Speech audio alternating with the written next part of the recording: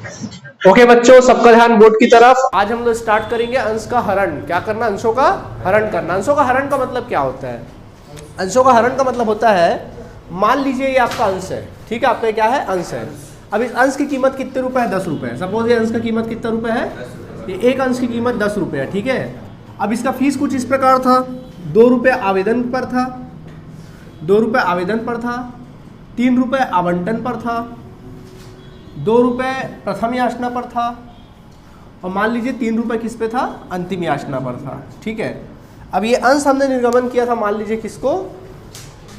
किशन को हमने क्या किया था? अंश निर्गमन किया था। ये किशन को हमने क्या कर दिया? अंश निर्गमित कर दिया। और किशन ने हमको क्या किया? हमने 2 रुपये आवेदन मांगा, किशन ने हमको दिया। हमने 3 रुपये आवंटन मांगा, किशन ने हमको क्या किया? नहीं दिया, ठीक।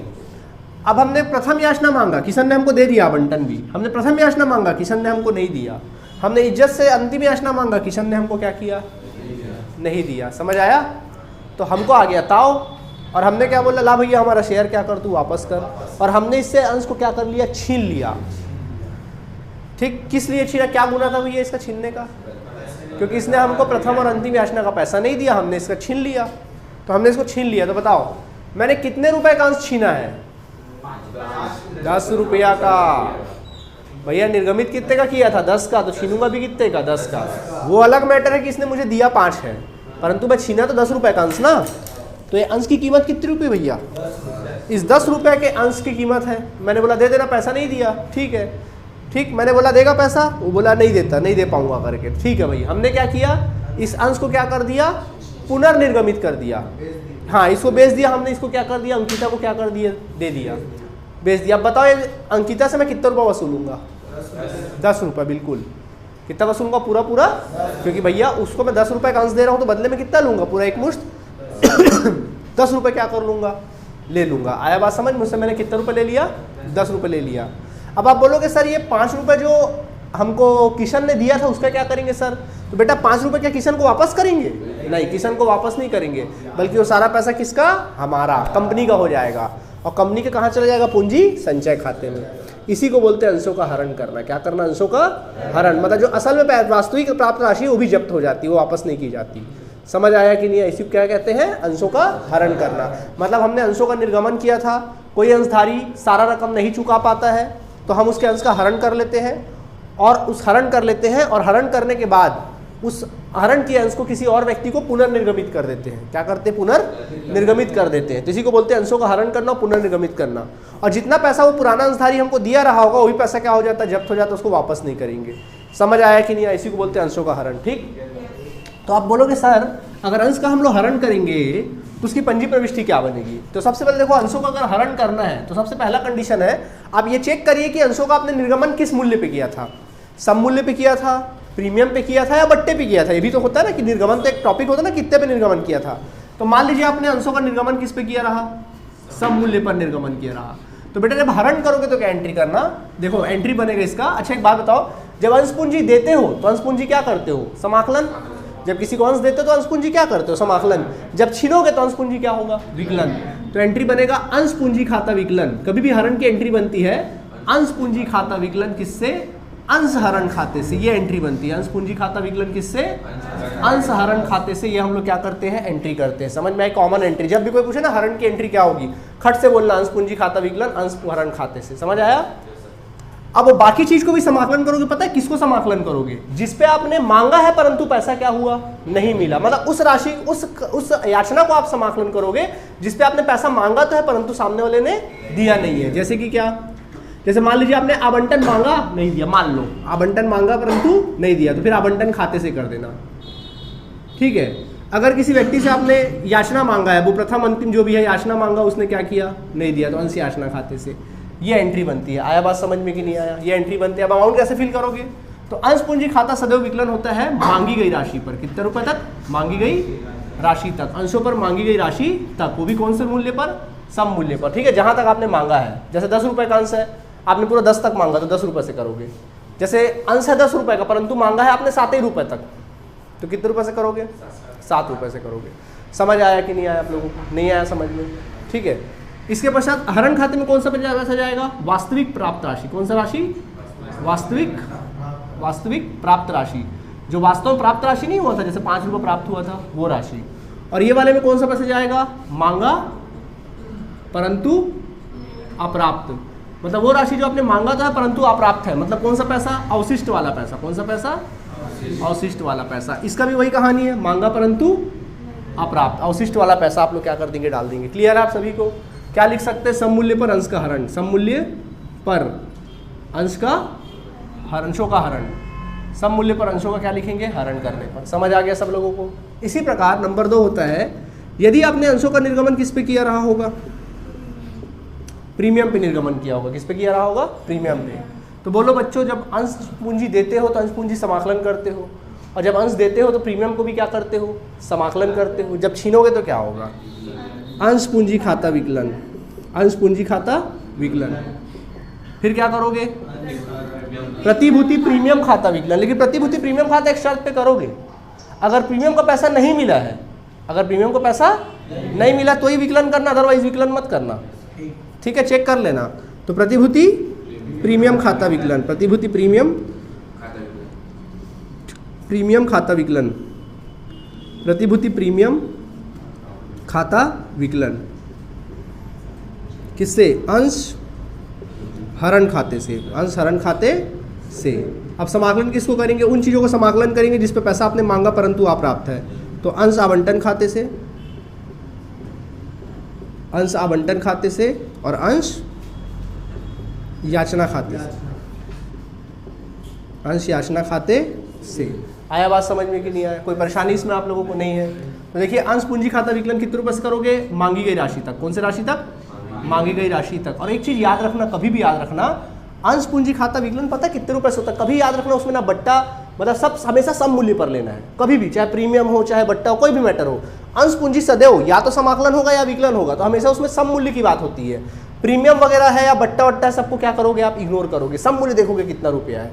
तो ये हमेशा सम मूल्य की ही रकम इसमें आता है भाई। अंश पूंजी खाता विकलन या समाकलन किससे होता है, ऑलवेज सम मूल्य से। में से कभी बट्टा फट्टा या फिर क्या कहते हैं अपना प्रीमियम को अपन क्या करते, इग्नोर करके चलते। ठीक है, फिर मैंने बोला प्रतिभूति प्रीमियम खाता विकलन कब करोगे, जब पैसा मालिक प्रीमियम को पैसा मिला नहीं है, तो विकलन तब करोगे यदि प्रीमियम राशि अप्राप्त है। यदि प्रीमियम राशि क्या है, अप्राप्त है तो करना, अदरवाइज मत करना। ठीक, आप बोलोगे सर हमको पता कैसे चलेगा कि प्रीमियम का पैसा मिला है कि नहीं मिला है। तो बेटा ज़्यादातर आपने देखा है कि प्रीमियम किसके साथ एडजस्ट होता है, आवंटन के साथ। तो अगर आवंटन का पैसा नहीं मिला है, तुरंत समझ जाना कि प्रीमियम का पैसा भी नहीं मिला है, और अगर आवंटन मिल गया तो समझ जाना प्रीमियम भी मिल गया है। ठीक है, और आवंटन वही, अंश हरण में कौन सा पैसा जाएगा, वास्तविक प्राप्त राशि, जो वास्तव में उससे प्राप्त हुआ है, वास्तविक प्राप्त राशि। और इसमें कौन सा पैसा जाएगा, मांगा परंतु अप्राप्त, मांगा परंतु अप्राप्त। और इसमें भी वही जाएगा, मांगा परंतु अप्राप्त। समझ आया कहानी की नहीं आया, आ गया। अब तीसरा कंडीशन होता है बट्टे पर। किस पे, बट्टे पर। अगर अंशों का निर्गमन आपने किस पे किया था, बट्टे पर, अब हरण हो रहा है तो क्या एंट्री करोगे, सेम वही कहानी, अंश पूंजी खाता विकलन, अंश पूंजी खाता विकलन, अंश हरण खाते से, अंश हरण खाते से। बट्टा हमेशा क्या करते थे, विकलन। तो जब छीनोगे तो बट्टा को कैंसिल नहीं करोगे, तो अंशों पर बट्टा खाते से, अंशों पर बट्टा खाते से। और बाकी फिर वही कहानी, जो मांगा परंतु अप्राप्त है तो अंश पर आवंटन खाते से। और अगर याचना का पैसा भी नहीं मिला है तो अंश याचना खाते से। समझ आ गया कि नहीं आ गया। तो अंश पूंजी खाता विकलन वही, मांगी गई राशि तक, सेम वही कहानी। अंश पूंजी किससे करोगे, मांगी गई राशि तक। अंश हरण में कौन सा करोगे, वास्तव में प्राप्त राशि। और अंश बट्टा में कौन सा डालोगे, बट्टा वाली राशि, जो बट्टा वाला राशि रहेगा वो डालोगे। और बाकी आवंटन में मांगा परंतु अप्राप्त, अंश याचना में भी मांगा परंतु अप्राप्त। क्लियर है, कुछ पूछना है, नोट करिए जल्दी से। ओके बच्चे, ध्यान देना। नेक्स्ट है, अब आगे देखेंगे। देखिए, अब यही होता है अंशों का क्या करना, पुनर्निर्गमन करना। क्या करना, अंशों का पुनर्निर्गमन। कैसे करोगे, तो अब सीखोगे अंशों का पुनर्निर्गमन, अंशों का पुनः निर्गमन करना। पुनः निर्गमन करना मतलब फिर से निर्गमन करना। तो निर्गमन करने के 3 ऑप्शन है। पहला सम मूल्य पर करोगे, पहला क्या करोगे, सम मूल्य पर। अगर सम मूल्य पर करोगे तो एंट्री बनेगा बैंक खाता विकलन। अब इस बार एक मुश्त ना, वो गलती नहीं करोगे, किस्तों पैसा नहीं वसूलोगे, सीधा एक मुश्त वसूलोगे। तो बैंक खाता विकलन किससे, अंश पूंजी खाते से। बैंक खाता विकलन किससे लिखेंगे? अंश पूंजी खाते से। समझ में आ गया? नरेशन लिख सकते हैं अंशों का सम मूल्य पर पुनर्निर्गमन, अंशों का पुनर्निर्गमन। समझ आया कि नहीं आया? दूसरा ऑप्शन है आपके पास, या फिर किस पे करोगे? प्रीमियम पर। तो अगर प्रीमियम पे करोगे तो क्या एंट्री करोगे? बैंक खाता विकलन, एक साथ पैसा वसूल लो। बैंक खाता विकलन, अंश पूंजी खाता विकलन, अंश पूंजी खाते से और प्रतिभूति प्रीमियम खाते से। प्रतिभूति किससे? प्रीमियम खाते से। आया बात समझ में कि नहीं आया? आ गया। और ये हो गया, नरेशन लिख सकते हो प्रीमियम पे निर्गमन। और तीसरा कंडीशन है, या फिर किस पे करोगे? बट्टे पर। तो अगर बट्टे पर करोगे तो क्या एंट्री हो सकता है? बोलो। बैंक खाता विकलन, फिर बोलो।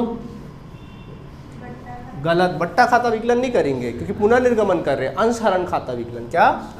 अंशहरण। बट्टे की जगह आप लिखोगे अंशहरण खाता विकलन। तो आप बोलोगे सर ऐसा क्यों, बट्टे की जगह आपने अंशहरण खाता क्यों लिखा? भाई मैंने इसलिए लिखा, अगर मैं बट्टा खाता लिखला मतलब कंपनी हमने जेब से बट्टा दे रही है। भैया पुनर्निर्गमन में कंपनी अपनी जेब से बट्टा क्यों देगी? वो जब्ती वाला पैसा आप कौन से खाते में रखे हो? हरण खाते में। जब मैं बोला था ना हरण खाता समाकलन कितने रुपए से करते हो? वास्तव राशि वाले से। वास्तविक में जो राशि प्राप्त हुई उतने रुपए से करते हो ना। वास्तविक में जो राशि प्राप्त हुई है उतने रुपए से करते हो आप समाकलन, है ना। तो वहाँ पड़ा ना पैसा, तो वहाँ से निकालोगे। जो खर्चा करोगे तो कहाँ से मेंटेन करोगे? वहाँ से। भले वहाँ अगर पैसा खत्म हो जाए तो भले बट्टा खाता विकलन कर लेना। समझ आया? किससे? अंश पूंजी खाते से। ये तो बट्टे की जगह क्या लिखोगे? अंशहरण खाते। ठीक है। नरेशन लिखना बट्टे पर अंशों का पुनर्निर्गमन या पुनः निर्गमन। समझ आया कि नहीं आया? समझ में आ गया? अब देखिए ये तो एंट्री बन गई। तो अभी तक आपने क्या सीखा? एंट्री। एक तो हरण का एंट्री सीखा, फिर आप लोगों ने किसका एंट्री सीखा? पुनर्निर्गमन का सीखा। अब आप सीखेंगे इसके बाद जैसे ही अगर हरण हो जाता है, अगर मान लीजिए हरण हो गया तो जो हरण का पैसा है उस पैसे को कहाँ ट्रांसफर करेंगे? हरण खाता समाकलन किए थे ना आप जब्ती में, तो उसको कहाँ ट्रांसफर हो जाता है? पूंजी संचय खाते में। तो बेटा लास्ट एंट्री बनता है अंशहरण खाता विकलन। अंशहरण का पैसा जो है वो किसका हो जाएगा? कंपनी का। किसका हो जाएगा? कंपनी का। क्योंकि भाई अंश का पुनर्निर्गमन हो गया। अब जो अंशहरण में जो पैसा पड़ा हुआ है वो सारा पैसा किसका? कंपनी का फायदा। तो पैसा कहाँ डाल देंगे? अंशहरण से निकालेंगे। तो अंशहरण खाता विकलन किससे? पूंजी संचय खाते से। समझ आया कि नहीं आया? नरेशन लिखना अंशहरण खाते का पूंजी संचय खाते में हस्तांतरण। पूंजी संचय खाते में क्या लिखेंगे? हस्तांतरण। समझ आया कि नहीं आया? लेकिन इसकी एक शर्त है। क्या शर्त है पता है?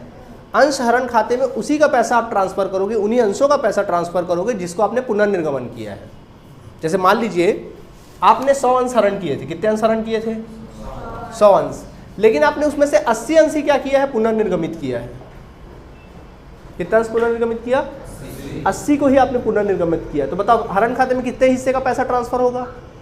80 का ही पैसा ट्रांसफर होगा, 20 का ट्रांसफर नहीं होगा। समझ में आ रहा है? कोई दिक्कत? आया बात समझ में कि नहीं आया? कोई परेशानी? जितना अगर पूरा 100 का 100 पूरा पुनर्निर्गमित कर दोगे तो पूरा पैसा ट्रांसफर हो जाएगा। समझ आया? तो इसके लिए बेटा फॉर्मूला लगाएंगे। पूंजी संचय के लिए फॉर्मूला इस्तेमाल करेंगे आप। पूंजी संचय में कौन सी रकम डाली जाएगी तो उसके लिए फॉर्मूला इस्तेमाल करेंगे। तो फॉर्मूला क्या है पूंजी संचय का निकालने का? इधर देखो फॉर्मूला यहाँ दिखना। क्या करना मालूम? फॉर्मूले में यहाँ लिखना अंशहरण खाते का शेष लिखना। अंशहरण खाते का शेष, अंशहरण खाते का शेष बटे अंशहरण खाते का शेष बटे हरण किए गए अंशों की संख्या। अंशहरण खाते का शेष बटे हरण किए गए अंशों की संख्या, और उसमें गुणा करना पुनर्निर्गमित किए गए अंशों की संख्या। पुनः निर्गमित किए गए अंशों की संख्या। क्या बोला मैंने? हरण किए गए अंशों के खाते का शेष गुणित पुनर्निर्गमित किए गए अंशों की संख्या बटे हरण किए गए अंशों की संख्या। समझ में आ गया? लिख लीजिएगा। जो अमाउंट आएगा इसमें घटा देना। ये जो अमाउंट आएगा ना इसमें एक चीज़ घटाना। क्या घटाओगे? माइनस करना पुनर्निर्गमन पर बट्टा। अगर आपने पुनर्निर्गमन पर किसी प्रकार का बट्टा दिया है, पुनर्निर्गमन पर क्या दिया है? बट्टा अगर आपने क्या किया है? दिया हुआ है, तो उस बट्टे को क्या कर देना, घटा देना। जैसे ही घटाओगे जो आंसर आएगा वो क्या कहलाएगा, पूंजी संचय कहलाएगा। नहीं आया समझ में, वही पैसे को यहाँ ट्रांसफर कर देना। क्लियर है, पक्का, नोट कर लो। ओके बच्चों, देखिए क्वेश्चन देखते हैं। क्वेश्चन नंबर आप सभी 23 में आइए, 23 नंबर क्वेश्चन में ये देखिए क्या लिखा है। अनीता के पास एक्स लिमिटेड के 20 रुपये वाले 100 अंश थे। अनीता कंपनी है, सॉरी अनीता के पास क्या लिखा है, अनीता के पास एक्स लिमिटेड के 20 रुपये वाले कितने अंश थे, 100 अंश थे। ठीक है, अनीता के पास, अनीता एक अंशधारी है। ठीक है, आगे लिखा है जो सम मूल्य पर निर्गमित किए गए थे, किस पे निर्गमित थे, सम मूल्य पर। फीस कुछ इस प्रकार है, आवेदन पर 4 रुपये आवेदन का फीस था। फिर लिखा 5 रुपये आवंटन का फीस था, 5 रुपये प्रथम याचना का फीस था, किंतु अंतिम याचना, क्या बोल रहा है, 5 रुपये अंतिम याचना पर दिए। क्या लिखा देखो, 4 रुपये उसने आवेदन पर दिए, 5 रुपये आवंटन पर दिए और 5 रुपये प्रथम याचना पर दिए। मतलब ये सब पैसा उसने क्या कर दिया, दे दिया। किंतु अंतिम याचना के 6 रुपये का भुगतान ना कर सकी, अंतिम याचना का 6 रुपये का भुगतान नहीं कर सकी। मतलब अंतिम याचना का भुगतान क्या करी वो बेचारी, नहीं कर सकी। इतना सा गुना था, उसके अंशों का हरण कर लिया गया। उसके अंशों का क्या कर लिया गया, पंजी प्रविष्टि करिए। 2 नंबर का क्वेश्चन है, 2 या 3 नंबर का, तीनों सेट में आया है 2011 और 12 लगातार। समझ में आया, एमपी क्वेश्चन है तो बनाए। क्या सिखाए थे आपको, बताओ। सम मूल्य पर है, मैंने हरण की एंट्री क्या सिखाई आपको, जल्दी बोलो। हाँ, अंश पूंजी खाता विकलन किससे, अंश हरण खाते से। फिर मैंने बोला था अंश हरण खाते से। फिर मैंने बोला था उन लोगों को समाकलन करना जिस पे मांगा परंतु पैसा नहीं मिला।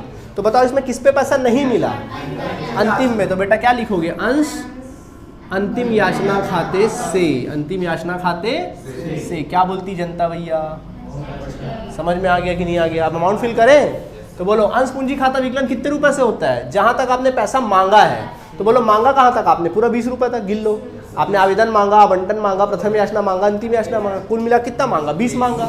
तो 20 मांगा तो 20 रुपए 100 अंश पर कितना रुपए हुआ, 2000 रुपए से विकलन कर देना। ठीक है, अंश हरण खाते में कौन सा पैसा जाता है, वास्तव में प्राप्त राशि।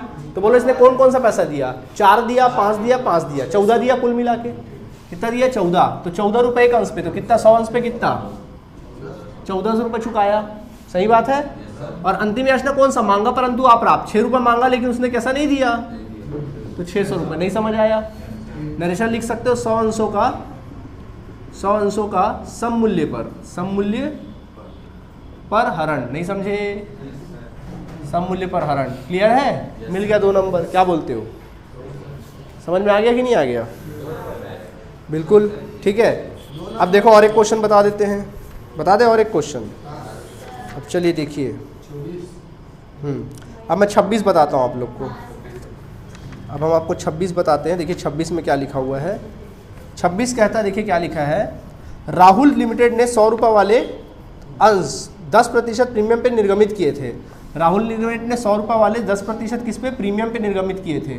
तो प्रीमियम का रकम कितना रहा होगा, 10 रुपये, 100 का 10%, 10 रुपये प्रीमियम रहा होगा। क्या बोलते हो, यानी कुल मिला के 110 वसूलना है। ठीक, उनका भुगतान इस प्रकार करना था, बोल रहा है कि आवेदन पे भुगतान करना था 20 रुपये, आवेदन पे कितना रुपया, 20 रुपये, आवंटन पर 30 रुपया, आवंटन पर 30 रुपया। और देखो ब्रैकेट में लिख दिया प्रीमियम सहित, किसके सहित, प्रीमियम के साथ। ठीक है, फिर कहता है 20 रुपये किस पे, प्रथम मांग पर, प्रथम मांग पर किस कर, 20 रुपये। ठीक है, आगे कहता है विनायक के पास उक्त कंपनी के 50 अंश थे। विनायक के पास, विनायक नाम का एक अंशधारी था, उसके पास इस कंपनी के 50 अंश थे। कितने अंश थे, 50 अंश थे।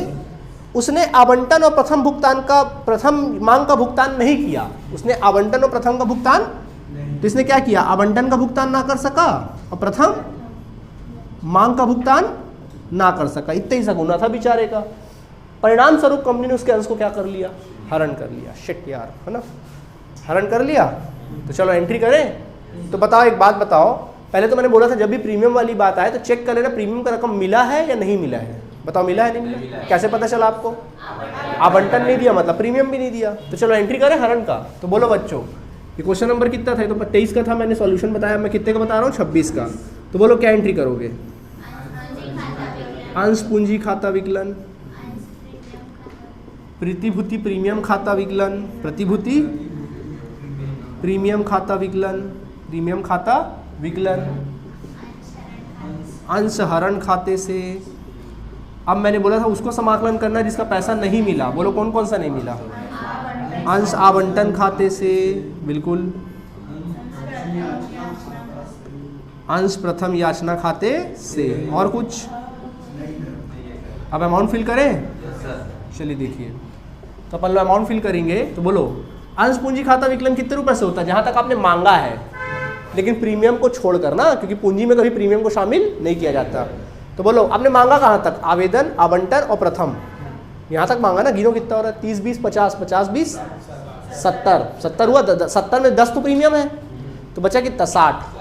तो 60 रुपये के रेट से करना। 60 रुपये के रेट से 50 अंशों पर, 60 रुपये के रेट से कितने अंशों पर? 50 अंशों पर गुणा करो, 3000 रुपया। क्या बोलते हो? ठीक है। अब प्रतिभूति प्रीमियम की बात आती है। किसकी बात आती है? प्रीमियम की। तो बोलो प्रीमियम का फीस कितना है? 10 रुपये था, तो 50 अंशों पर कितना हुआ? 500 रुपया। ठीक है। अंशहरण में कौन सा पैसा जाएगा? वास्तव में जो पैसा प्राप्त हुआ है, वास्तव में जो पैसा प्राप्त हुआ है। तो बोलो पैसा क्या प्राप्त हुआ? इसने हमको क्या बोल रहा है? आवंटन का नहीं दिया, प्रथम याचना का नहीं दिया, तो क्या दिया होगा? खाली 20 रुपये दिया होगा। आवेदन दिमाग लगाओ, तो आवेदन का 20 रुपये दिया, तो 50 अंश का कितना हुआ? 1000 रुपये। ठीक है। और आवंटन की बात अगर की जाए तो बोलो बेटा आवंटन का कितना? आवंटन का कितना?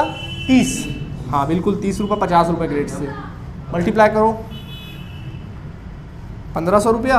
और प्रथम मांग का कितना? 20 रुपये के रेट से 50 अंश पर 1000 रुपया। देख लो गिन के, 3500, 3500 हो गया कि नहीं हो गया? नरेशा लिख सकते हैं प्रीमियम पर अंशों का निर्गमन। नहीं समझे? अब बट्टे वाला खुद से बना पाओगे कि नहीं बना पाओगे? बट्टे में खाली बट्टा लगाना, बट्टा खाते से कर देना, है ना। तो आप लोग से अपना बड़े मजे से, बड़े आराम से क्वेश्चन नंबर 29 तक तो बन ही जाएगा, सुदामा वाला तक बन जाएगा ना। 29 तक बनाना, बाकी चर्चा अपन नेक्स्ट क्लास में करेंगे। Okay, next class I hope ये चैप्टर खत्म हो जाएगा। ओके, थैंक यू बच्चों।